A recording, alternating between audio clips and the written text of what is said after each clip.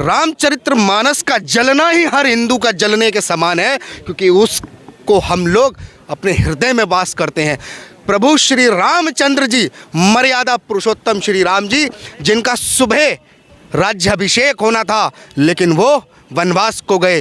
क्यों? क्योंकि वो मर्यादा अपनी माँ को वचन दे के चले गए। लेकिन आज इस देश के गद्दार जिन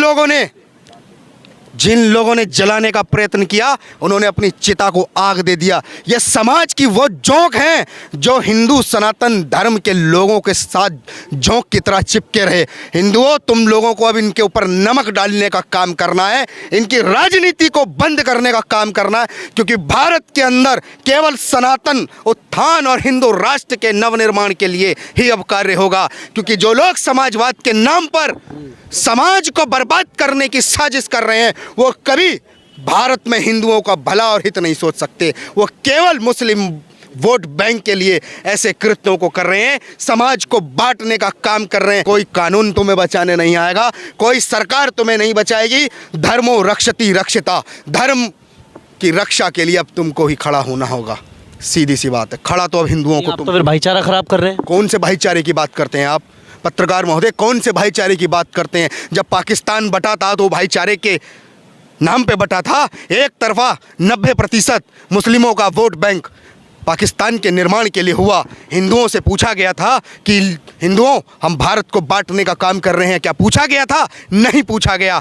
4 लोगों ने डिसाइड किया पाकिस्तान को मुस्लिम राष्ट्र बनाने का, तो भारत को हिंदू राष्ट्र को घोषित करने के लिए उन 4 लोगों का बुद्धि विवेक काम नहीं करा। भारत को सेकुलर बनाया, पाकिस्तान को मुस्लिम राष्ट्र बनाया। ये दोगलापंथी का काम हमारे भारत में अब नहीं बर्दाश्त करेगी ये युवा पीढ़ी। आप तो फिर हिंदू राष्ट्र की मांग कर रहे हैं। गलत कर रहे हैं क्या?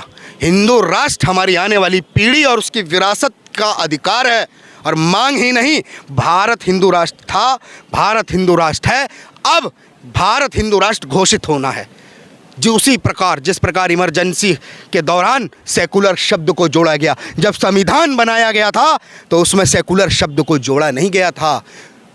लेकिन अब जब सेकुलर जोड़ा है तो सेकुलरता का केवल चोला हिंदुओं ने ओढ़ा था, लेकिन इन्होंने सर तन से जुदा के नारे लगा के हमारे बच्चों को मारने का काम किया, हाथ में पत्थर उठाकर फेंकने का काम किया। लेकिन अब भारत के सनातनियों ने ठाना है, हर बच्चे को, हर हिंदू को संकल्प हिंदू राष्ट्र से जोड़कर हिंदू राष्ट्र के आगाज को आगे बढ़ाना है। आज भारत के अंदर नेपाल से प्राचीन शिलाएं आ रही हैं मूर्ति के निर्माण के लिए।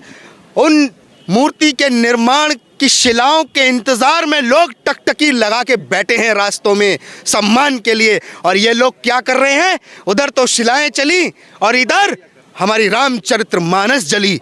ये इन्होंने उन शिलाओं का स्वागत इस तरीके से हिंदुओं को करके दिखाया। हिंदुओं, ये कल भी राम लला के मंदिर के विरोध में खड़े थे और ये आज भी राम के विरोध में है, क्योंकि रामचरितमानस का जलना हिंदुओं तुम्हारे जलने के समान है। अगर आज भी तुम शांत रहे, घरों में सोए रहे, तो याद रखना आने वाले समय में तुम्हारे घर की बहन बेटियां भी जलाई जाएंगी। तो बुलडोजर चलना सही है? अगर जिन्होंने रामचरितमानस को जला, बुलडोजर चलना चाहिए? साहब, बुलडोजर भी सही है, और पाकिस्तान में बैठे उन उग्र आतंकियों के लिए ब्रह्मोस मिसाइल भी चलना सही है। हम तो कहते हैं कि ज़रूरत पड़े जो भारत की भूमि पे गलत नज़र डाले उसको जवाब ब्रह्मोस से देना चाहिए। बुलडोजर के लिए बाबा हमारे तैयार है। जो देश के अंदर गद्दार बैठे हैं उनके लिए बुलडोजर चलेगा और पाकिस्तान के लिए ब्रह्मोस चलेगा। मुसलमानों पर चल रहा है बुलडोजर?